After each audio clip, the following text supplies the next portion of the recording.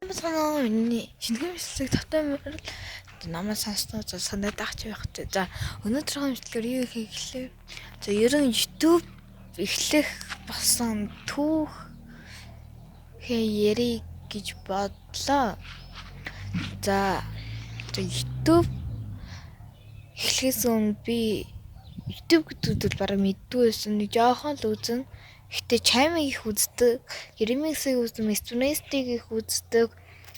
Тэгээд YouTube-руудыг их үздэг байж байгаад ерөн тэгээд юу яасан бохгүй юу?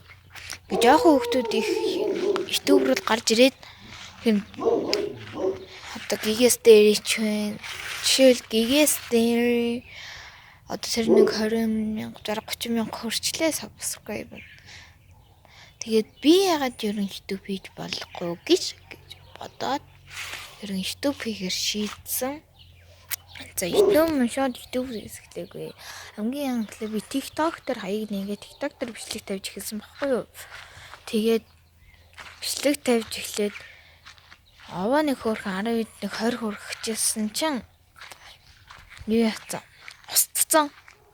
Тэгээд буцаа хаяг нээж болохгүй, яаж болохгүй хахаар за шууд YouTube-ийн TikTok руу нэгээд шууд хаяа нэгээд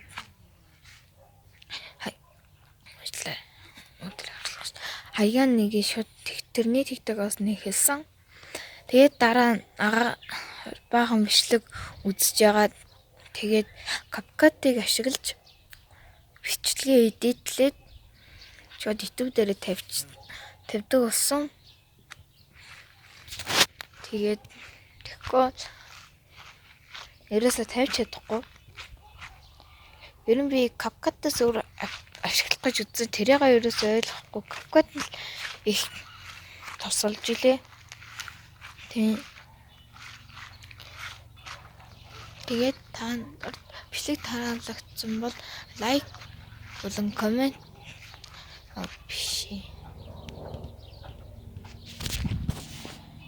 бичлэг таалагдсан бол шеэр хийгээд лайка дарж амжаагүй лайка дараа subscribe дарж амжаагүй subscribe дараад намайг дэмжээрэй.